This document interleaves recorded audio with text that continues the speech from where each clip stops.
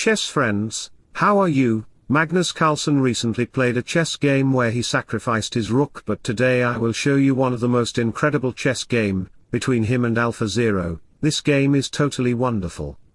Be so happy that, when other people look at you, they become happy too. So let's go. Alpha started the game with e4, e5, and here AlphaZero played f4, King's Gambit. Actually this opening is considered by my subscriber choice. White gets permanent weakness on these squares and diagonal, but the rook may use the file in the future to attack black on kingside. Takes knight f3 to protect that square. Here many players like to play knight f6, knight c6.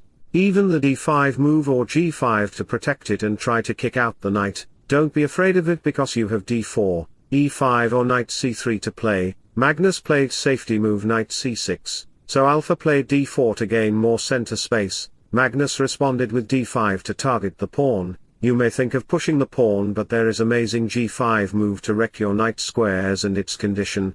Always try to see from your opponent's point of view. So we have center exchanges on d5 square, knight c3 to target the queen, so bishop b4 to pin the knight, which is why Alpha played bishop d3. Magnus responded with a queen check. Alpha played amazing bomb cloud move king f2 with the idea of playing rook e1 to pin the queen. We have knight d7 to block the incoming attack. That's why Alpha played knight e2 to target the pawn, queen f6 to protect it and try to add pressure to the pawn at the same time.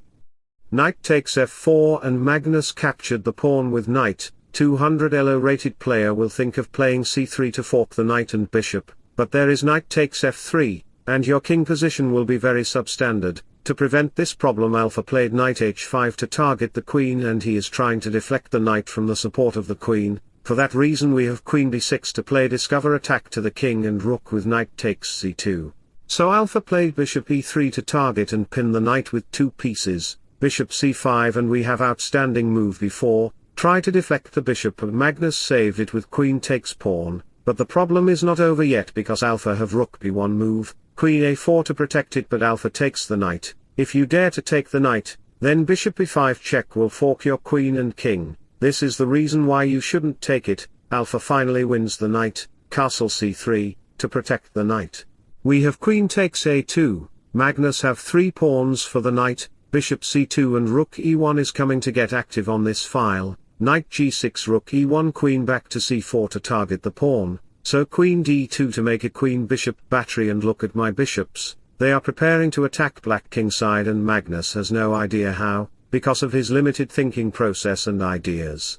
He is an inferior man like you after all. We have a5, he thought he could push a pawn because it was a pass pawn, but he doesn't know that there is amazing sacrificing move with knight takes pawn which was played in the game by Alpha, king takes g7, and we have rook to b5, 10 points. People like you will consider playing b6 to defend it, but there is bishop b3 move and your queen will be trapped. That's why your relationship with people isn't better, because of your 10 IQ points.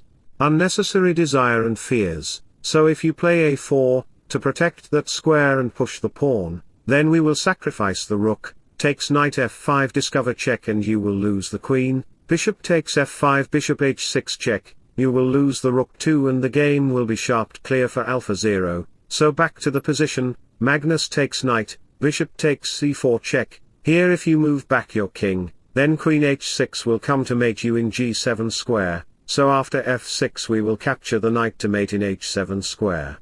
Black has to take it, then after queen takes check king h8, it will be a checkmate on h5 square, so back to the position, we have f6, rook h5 and Alpha want to play queen h6 check. Bishops are attacking the kingside like crisscross applesauce. Here if you dare to play knight e5, try to block the bishop diagonal. Then we will simply move back the king to target the pawn with 2 pieces, rook h8 to protect it, then we will sacrifice the rook by capturing the knight, f takes rook, rook takes e5. The king will be totally exposed, and no matter what black will play, he will lose the game. If rook a6 happen the rank, then after queen g5 check rook g6, rook e7 check king, here rook check ups and checkmate. So chess friends, if you want to become like a genius chess player, then you can like and subscribe to my YouTube channel to get more episodes. Back to the position, Magnus decided to play queen g8, to protect it, but it doesn't matter for AlphaZero because he is deadly at chess. If you dare to take the bishop, then alpha will play rook e7 check, rook ups then queen h6, which will be a checkmate. So back to the position, we have king h8, queen g5, what a super brilliant move. I thought alpha was a dumb guy like a human. Alpha is threatening to take the pawn, then after takes, queen g7, there will be mate on e8 square, so if you dare to play queen g7, try to protect both pawns at the same time, then we will capture the pawn with queen king fork, takes.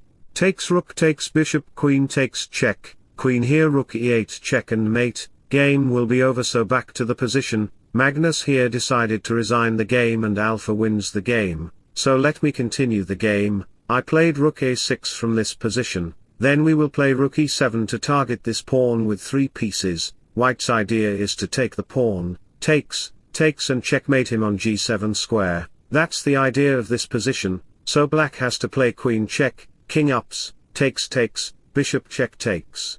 And after some moves later, it will be a checkmate on g7 square. Game is over, so wish you all the best. Thanks for watching. Subscribe for more. Bye bye, take care, see you soon.